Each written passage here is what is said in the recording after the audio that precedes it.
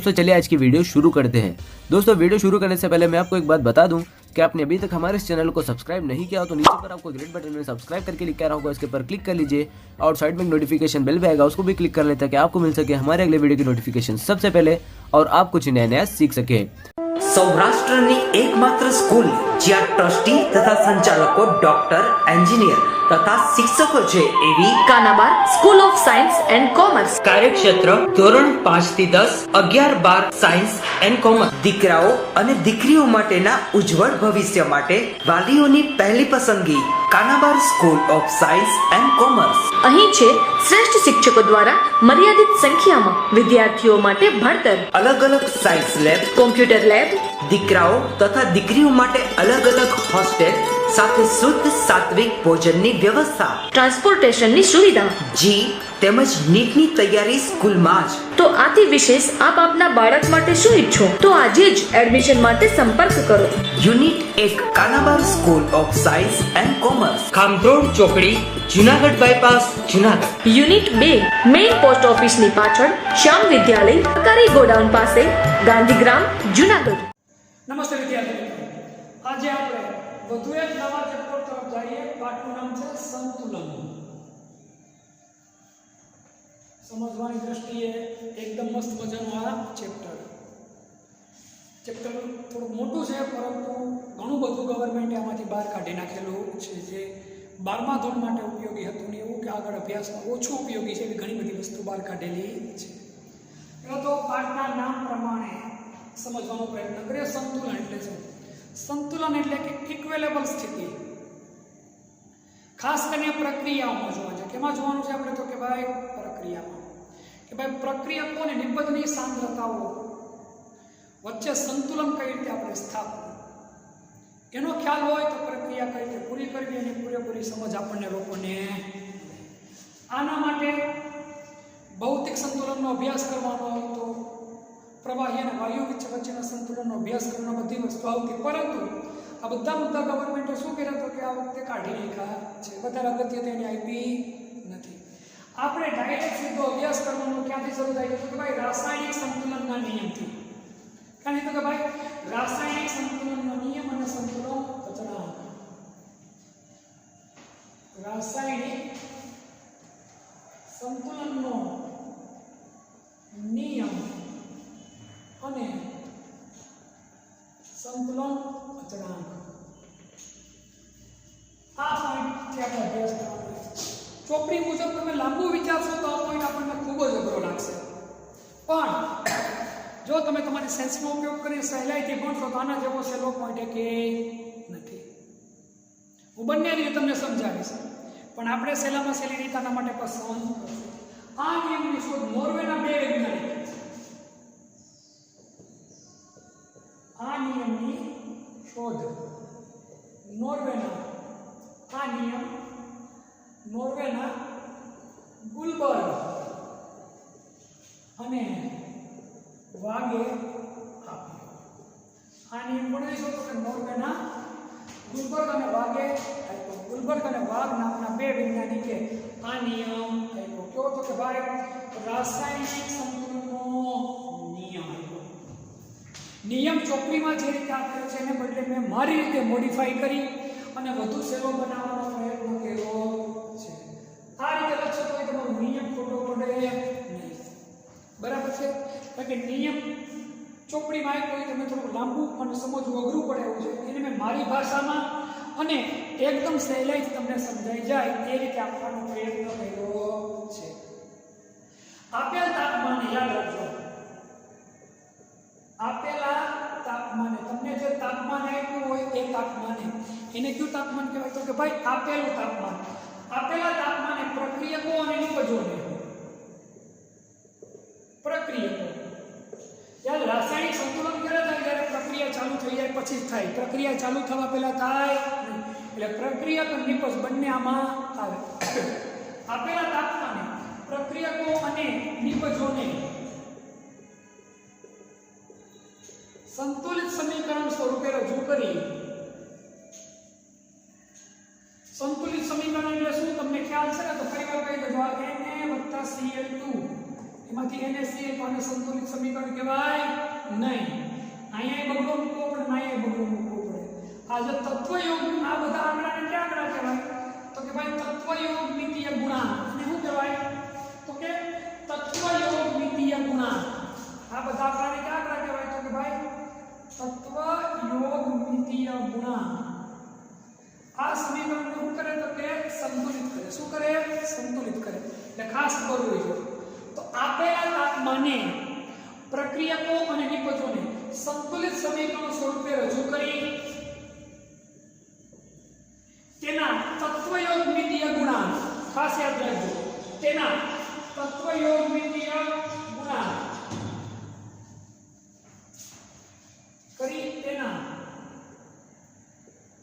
તત્વયોગમિતીય ગુણાંકને ઘાતાંક સ્વરૂપે લેવાનું. ક્યાં સ્વરૂપે લેવાનું? તો કે ઘાતાંક સ્વરૂપે લઈ તેના તત્વયોગમિતીય ગુણાકારને ઘાતાંક સ્વરૂપે લઈ નિપજોની સાંદ્રતા આગળ સમજાઈ જશે. નિપજોની સાંદ્રતા અને પ્રક્રિયકોની સાંદ્રતાના ભાગાકાર અથવા ભાગફળ,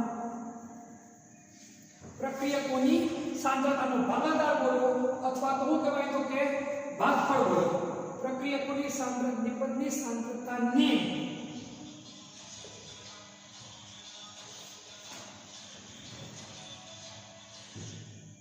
નિપજોની સાંદ્રતાને પ્રક્રિયકોની સાંદ્રતા વડે ભાગવાથી, નિપજની સાંદ્રતાને કોના વડે ભાગવાનું છે? તો કે ભાઈ પ્રક્રિયકોની સાંદ્રતા વડે ભાગવાથી આપણે જે અચળ મૂલ્ય મળે, જેને કયો નિયમ કહેવાય? રાસાયણિક સંતુલનનો નિયમ કહે છે. સમજાણું નથી? કોઈ ચિંતા કરતા નહીં, બહુ સહેલું છે. આગળ તમને સમજાઈ જશે. જો આ નિયમ કોણે આપ્યો? નોર્વેના બે વૈજ્ઞાનિક. કયા વૈજ્ઞાનિક? ગુલબર્ગ અને વાગે. કોણે આપ્યો? ગુલબર્ગ અને વાગે. નિયમ શું કહેવા માંગે? તો કે ભાઈ આપેલા તાપમાને, કયા તાપમાને? આપેલા તાપમાને પ્રક્રિયકો અને નિપજોને સંતુલિત સમીકરણ સ્વરૂપે શું કરવાનું? રજૂ કરવાનું. શું કરવાનું? રજૂ કરવાનું. અને તેના તત્વયોગમિતીય ગુણાંકને કયા સ્વરૂપે લેવાનું? ઘાતાંક સ્વરૂપે લેવાનું. કયા સ્વરૂપે લેવાનું? આપણે ઘાતાંક સ્વરૂપે લેવાનું. લઈ નિપજોની સાંદ્રતાને પ્રક્રિયકોની સાંદ્રતા વડે શું કરવાનું છે? તો કે ભાંગવાનું.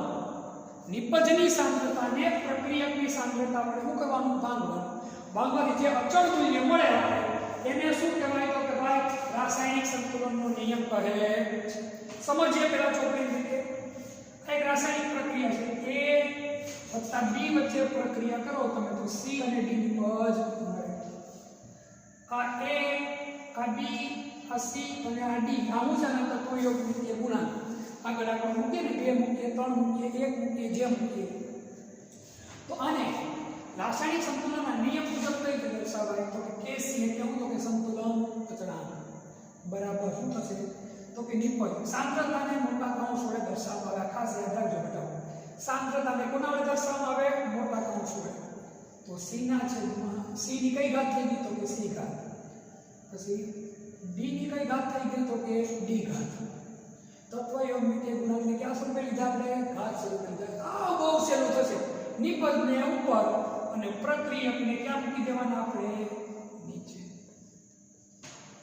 આયા જે આગળ આપ્યો એને હું લખવાનું? ઘાત લખવાનું. જો કાંઈ ન આપ્યું તો લખવાની જરૂર નથી. આ નિયમ થઈ ગયો. એક્ઝામ્પલ જોઈએ આપણે, આવી ખબર પડશે આપણે. દાખલા તરીકે H2 વત્તા I2 એમાં શું બનાવીએ આપણે? 2HI. તો જો આના માટે Kc બરાબર HI ની કેટલી ઘાત થઈ ગઈ? 2. નીચે H તો અહીંયા હોય એટલે ઘાત સ્વરૂપે લેવાના નથી. ખાસ યાદ રાખજો. વાત થઈ ગઈ પૂરી. પછી એક એક્ઝામ્પલ જોઈ લઈએ આપણે.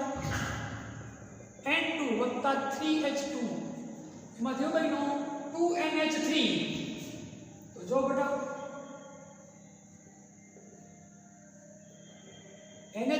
2 ઘાત છેદમાં h2 ની 3 ઘાત અને n2. અહીંયા ઉપર એક ઘાત લખી નથી. શું કામ ઘાત નથી લખી આપણે? અહીંયા કાંઈ આંકડો નથી એટલા માટે. એક હોય કાંઈ ન હોય તો એક હોય. એક વડે એક ઘાત લખો તો આંકડો એને જ આવે, કંઈ ફરક પડે નહીં. જો આ રીતે તમે નિયમ યાદ રાખશો તો બહુ સહેલું પડશે. નિબંધની સાંદ્રતા હંમેશા ક્યાં લેવાની? ઉપર. અને પ્રક્રિયકોની ક્યાં લેવાની? નીચે. આખા ચેપ્ટરની અંદર તમારે આવું જ ભણવાનું થશે. તો યાદ હું રાખી લો, મગજમાં અત્યારે તમે કેસેટ ફિટ કરી લો. નિબંધની સાંદ્રતા ક્યાં લખશું? ઉપર. નિબંધ હોય ક્યાં લખવાની? ઉપર. અને પ્રક્રિયકો એ ક્યાં લખવાના? નીચે. આ ચેપ્ટરમાં જેટલું ભણશો મોટા ભાગનું આવો જ અભ્યાસ કરવાનો આવશે. એ નિબંધ ક્યાં જાય? ઉપર. અને પ્રક્રિયા ક્યાં જાય? તો કે ભાઈ નીચે. આટલું મગજમાં રાખજો. બસ આટલું કરો એટલે આ નિયમ થઈ ગયો પૂરો. આનાથી વધારે ડિટેલમાં કે ડીપમાં આપણે જવાની જરૂર નથી. મેં તમને 2 એક્ઝામ્પલ લખ્યા. તમે તો કોઈ એક એક્ઝામ્પલ લખશો એટલે ચાલશે. એક આ લખી રાખવાનું મેઇન એક્ઝામ્પલ, યુનિવર્સલ એક્ઝામ્પલ. બીજું આમાંથી કોઈ પણ એક્ઝામ્પલ લખો એટલે તમારા માટે ઓકે. નિયમની વાત થઈ ગઈ પૂરી. આથી વધુ આમાં ઊંડું ઉતરવાની જરૂર જ આપણા માટે છે. આ નિયમ જે મેં કોઈ ચોપડી મુજબનો નથી, મારી પોતાની રીતે મેં બનાવેલો નિયમ છે. ટૂંકમાં થોડો ઘણો ફેરફાર કરીને આ સહેલું પડશે તમને સમજવા માટે. એટલે 12મા ધોરણમાં કે નીટ જેડબલમાં નિયમ નથી પૂછાતો, પણ આપણે ખબર હોવી જોઈએ કે નિયમ શું કહેવા માંગે. બસ એટલી ખબર હોય આપણા માટે ઘણું બધું. લખી નાખવાની માહિતી તો આના આધારિત દાખલો છે. આપણે દાખલા ગણવાનો પ્રયત્ન કરીએ.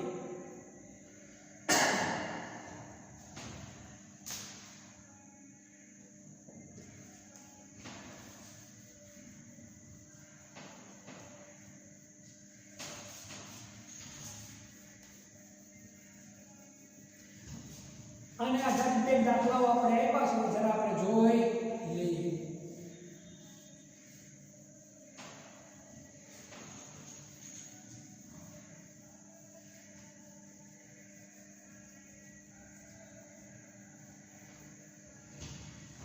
કોઈનો નંબર છે 7.1. શું છે તો ભાઈ 7.1.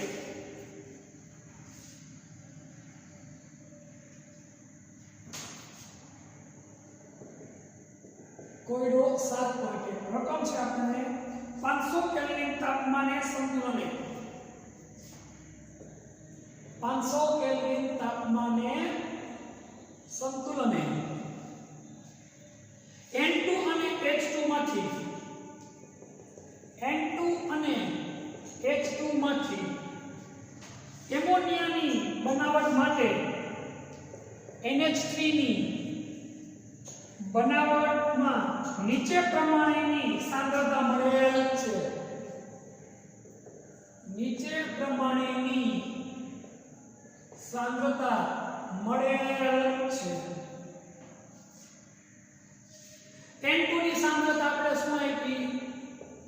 તો કે ભાઈ 1.5 × 10⁻² ઘાત. H2 ની શું આપી આપણને? તો કે 3 × 10⁻² ઘાત મોલ. અને NH3 ની સાંદ્રતા કેટલી આવી આપણને? તો કે 1.2 × 10⁻² ઘાત મોલ. આટલી સાંદ્રતા આપણને આપેલી છે. તો સંતુલન અચળાંક ગણો. તો સંતુલન અચળાંક ગણો. તો આ આપણે રકમ આપી છે. બહુ સહેલી રીતે આપણે ગણવાનો પ્રયત્ન કરવાનો અને થાય. સંતુલન અચળાંક સંતુલન અચળાંક Kc. આના માટે પહેલા આપણે સમીકરણ બનાવતા હોવું જોઈએ. નાઇટ્રોજન અને હાઇડ્રોજન વચ્ચે પ્રક્રિયા કરાવો એટલે શું બને? એમોનિયા. સમીકરણને સંતુલિત કરી અહીંયા 2 છે, અહીંયા ફરજિયાત 2 મૂકવા પડે. થઈ ગયા 2 નાઇટ્રોજન. હાઇડ્રોજન કેટલા થઈ ગયા? 6. અહીંયા કેટલા છે? 2. એટલે શું મૂકવા પડે? 3. આ સમીકરણ શું થયું? તો કે ભાઈ સંતુલિત સમીકરણ બની ગયું. બસ હવે આપણે Kc નું સૂત્ર મૂકી દો. Kc NH3 ની કેટલી ઘાત? 2. આ બધું ગેસ ફોર્મમાં છે. અહીંયા નીચે શું છે? તો કે N2. અને H2 ની કેટલી ઘાત થશે? તો કે 3. આ આપણું શું થયું? તો કે ભાઈ સંતુલન અચળાંકનું સૂત્ર. અહીંયા બગડો હોગા મેં અહીંયા 2 છે એટલા માટે. અહીંયા N2 એમ ન લખો, ઉપર કાંઈ મૂક્યું નથી કારણ કે અહીંયા કાંઈ છે નહીં. અહીંયા H2 ની ઉપર 3 ઘાત હતા, તો અહીંયા કેટલા આપેલા છે? 3.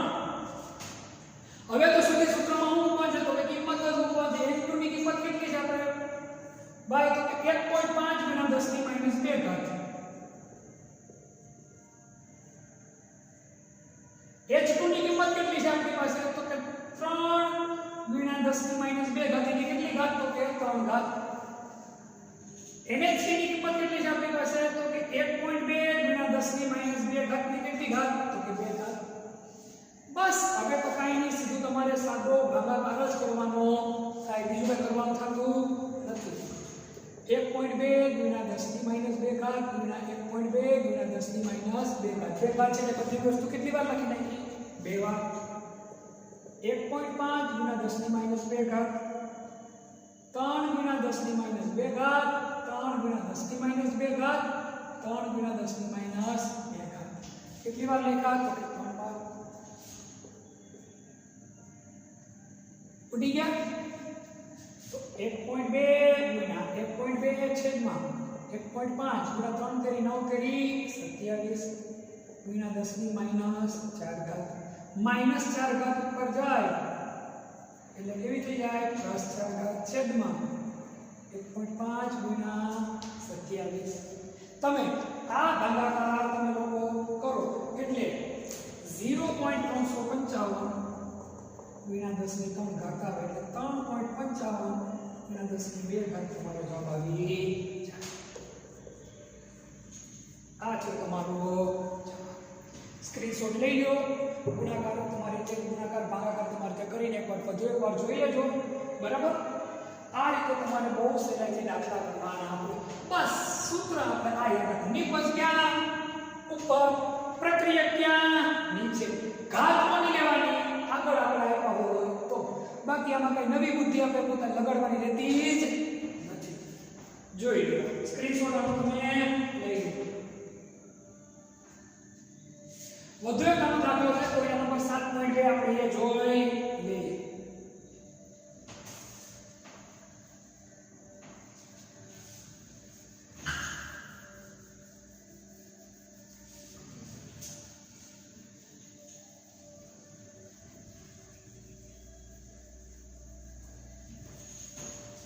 કોઈના નંબર આપણો 7.2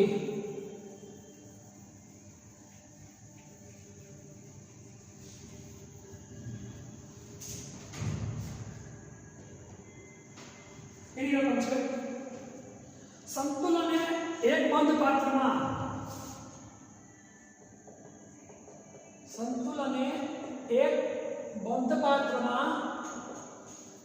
800 કેલ્વિન તાપમાને સાંદ્રતાઓ નીચે પ્રમાણે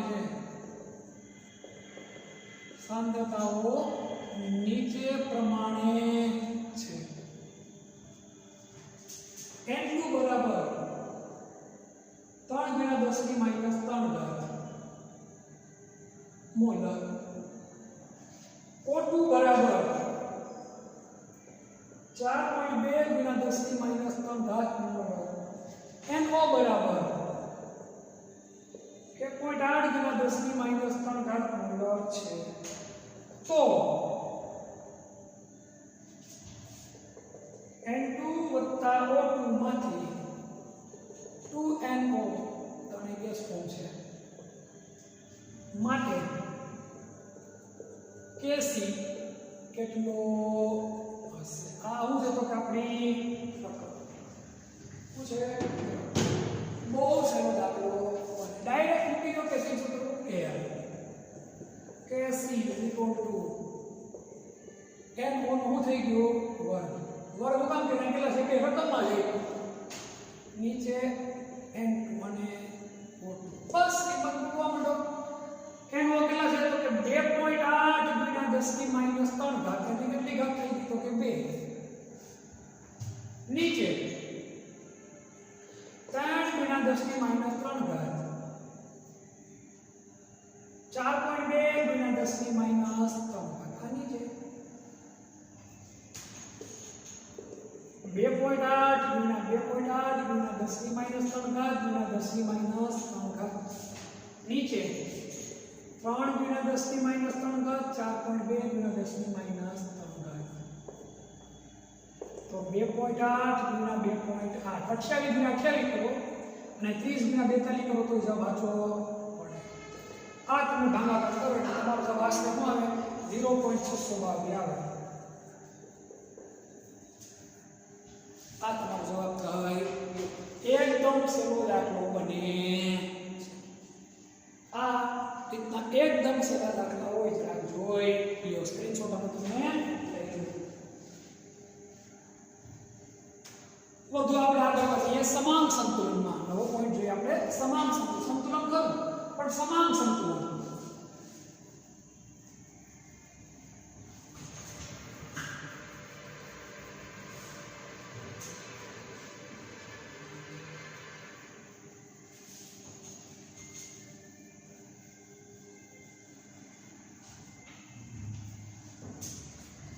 હવે પછીનો આપણો પોઈન્ટ છે સમાન સંતુલન.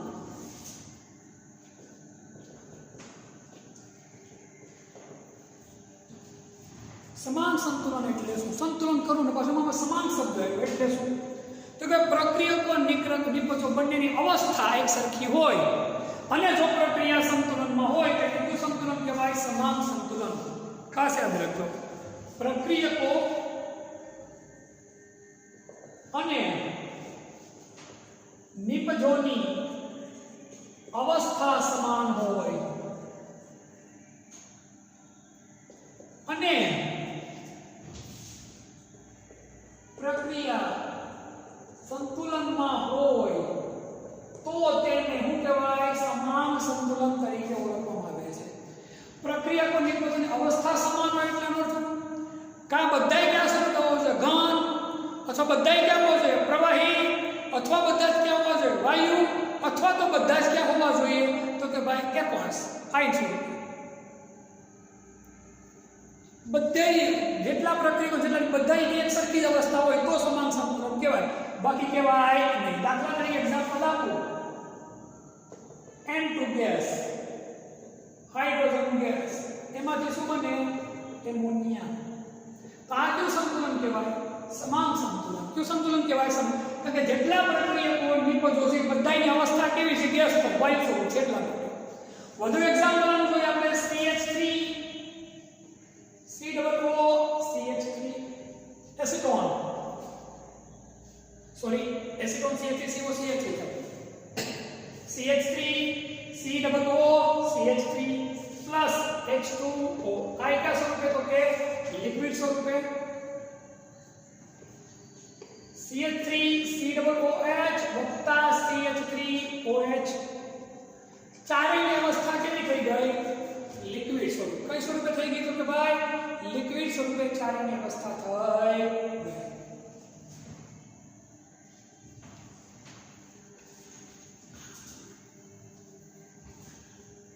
હવે આ થઈની વાત. હવે વાયુરૂપ પ્રાણી માટે આપણે સંતુલન અચળાંક ગણવાનું છે. કઈ અવસ્થા માટે? તો કે વાયુરૂપ પ્રાણી માટે. સમાન સંતુલનમાં બીજું બધું ઉતરવાની જરૂર આપણા માટે હતી નહીં. વાયુરૂપ પ્રણાલી માટે સંતુલન અચળાંક હવે આપણે ભણવાનો છે. કઈ પ્રણાલી માટે? તો કે ભાઈ વાયુરૂપ પ્રણાલી માટે સંતુલન અચળાંક.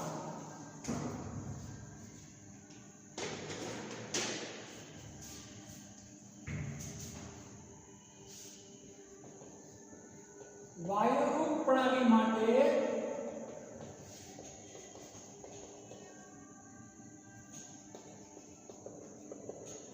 સંતુલન અચળાંક. કઈ પ્રણાલી માટે? તો કે ભાઈ વાયુરૂપ પ્રણાલી માટે સંતુલન અચળાંક.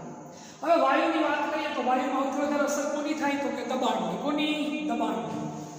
વાયુમાં દબાણની અસર થતી હોવાથી આપણે આંશિક દબાણ સ્વરૂપે શું કરશું? તો કે રજૂ કરશું. વાયુઓમાં દબાણની અસર થતી હોવાને લીધે દબાણની અસર થતી હોવાને લીધે આપણે આંશિક દબાણના પર્યાય સાથે રજૂ કરવું વધારે પડશે, અનુકૂળ પડે છે. કારણ કે આંશિક દબાણ આપણે ભણેલા છે. આંશિક દબાણ સ્વરૂપે ના પર્યાય સ્વરૂપે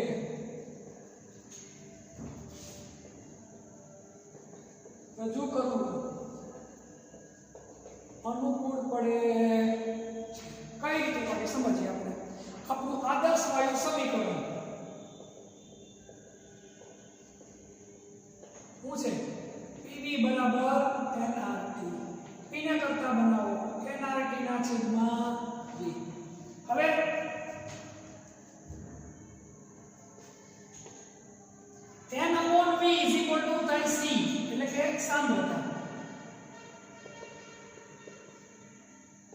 n upon v is equal to થાય c એટલે કે સાંદ્રતા સૂત્રમાં p બરાબર શું થઈ જશે તો કે CRT.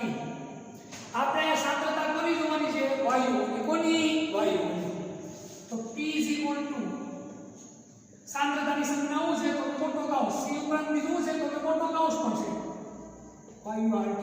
આ એક નવું સૂત્ર આપણને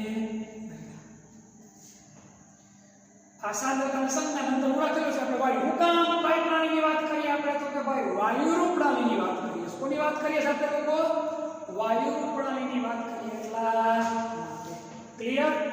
હવે આપણે એક એક્ઝામ્પલ જોઈએ ચારેય વસ્તુ ક્યાં સ્વરૂપે છે વાયુ સ્વરૂપે.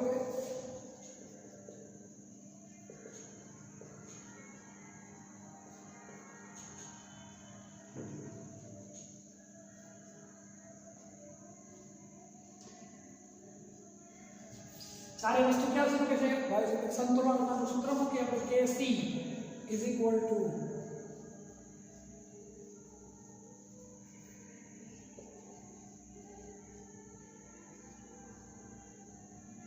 એક લખો બે લખો એક પડે નહીં.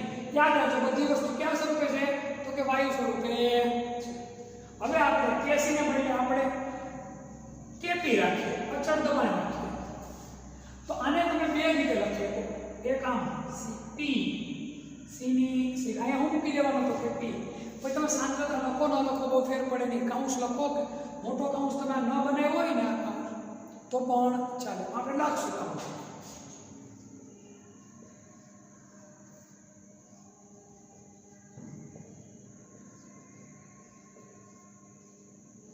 આ હું થઈ ગયું આપણે તો કે સૂત્ર થઈ ગયું. હું થઈ ગયું તો કે સૂત્ર. હવે જો P is equal to શું છે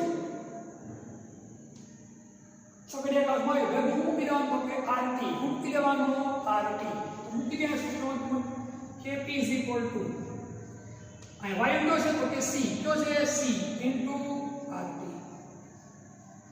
ઉપર કઈ ઘાત આવશે તો કે ભાઈ C કઈ ઘાત આવશે C dRT ઉપર કઈ ઘાત આવશે તો કે D. અહીંયા A રાખીએ આપણે અહીંયા B આપણે ભૂલ કરવી નથી. ART BRT થઈ ગયું. આ કેમ આવ્યું ખાસ જોજો બતાવો. જો અહીંયા કરું છું જો મેં PC એના બરાબર મેં શું કીધું જરા જોઈ લો તમે અહીંયા ખબર પડશે તમને.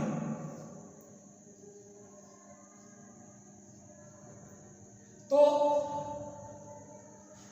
P બરાબર હું કહું તો કૌંસમાં વાયુ છે અને ભેગા ભેગું મૂકી દેવાનું RT તો અહીં હું કહું છે C ભેગું મૂકી દીધો RT. એવી જ રીતે આપણે PD ની D ઘાત તો હું કહું આપણે DRT ના છેદમાં D. પછી PA ની A ઘાત તો હું કહું આપણે ART ની A ઘાત. EB ની B ઘાત એટલે હું કહું આપણે BRT ની B ઘાત. આટલા શબ્દો આપણે ઉમેર્યા છે. બીજું કઈ નવું આમાં કાંઈ ફેરફાર કર્યું નથી. હવે જો Kp is equal to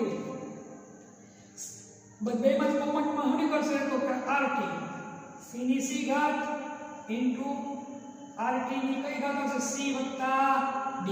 એકમાં C ઘાત એકમાં કઈ ઘાત આવશે તો કે D ઘાત. C ની C ઘાત ઇન્ટુ D ની D ઘાત ઇન્ટુ કોણ છે તો કે ભાઈ RT ની C વત્તા D ઘાત. કઈ ઘાત આવશે તો કે ભાઈ C વત્તા D ઘાત આવશે. નીચે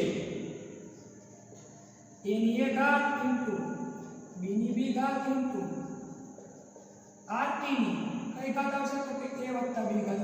સામાન્ય કઈ ઘાત મેં બીજું કઈ કર્યું નથી. હું સામાન્ય કહી દઉં RT હું સામાન્ય કહી દઉં RT. હવે આટલી વસ્તુ બરાબર હું મૂકીએ કે આપણે Kc હું મૂકીએ કે Kc જો આ જો બતાવી દો Kp is equal to Kc. હું આવ્યું પછી ઉપર તો કે ભાઈ RT ની C વત્તા D ઘાત નીચે RT ની A વત્તા કઈ ઘાત આવી તો કે B ઘાત. કઈ ઘાત આવી તો કે આપણે RT ની A વત્તા D બી ઘાત આપણા માટે આવી. તો તેથી Kp Kc Kp શું થઈ ગયું તો Kc RT ની C વત્તા D ઘાત ઓછા કઈ ઘાત આવી A વત્તા B ઘાત. કઈ ઘાત આવી A વત્તા B ઘાત આવી. હવે આ શું છે તો કે તત્વયોગમિતિ અથવા મોલ. શું છે મોલ? આગળ પાછળના આંકડા. આને શું કહેવાય? એના મોલ કહેવાય. શું કહેવાય? મોલ. તો આને કોના વડે દર્શાવાય આપણે તો કે ડેલ્ટા n મળે. તેથી Kp બરાબર Kc RT delta n G. G આયા શું કામ લખ્યું આપણે તો કે ભાઈ વાયુ સ્વરૂપ છે એટલા માટે. તો ડેલ્ટા n એટલે શું? જ્યાં ડેલ્ટા n G બરાબર વાયુરૂપ નિપજોના મોલ ઓછા વાયુરૂપ પ્રક્રિયકોના મોલ. આ ખાસ યાદ રાખવા જેવી વસ્તુ આપણા માટે છે.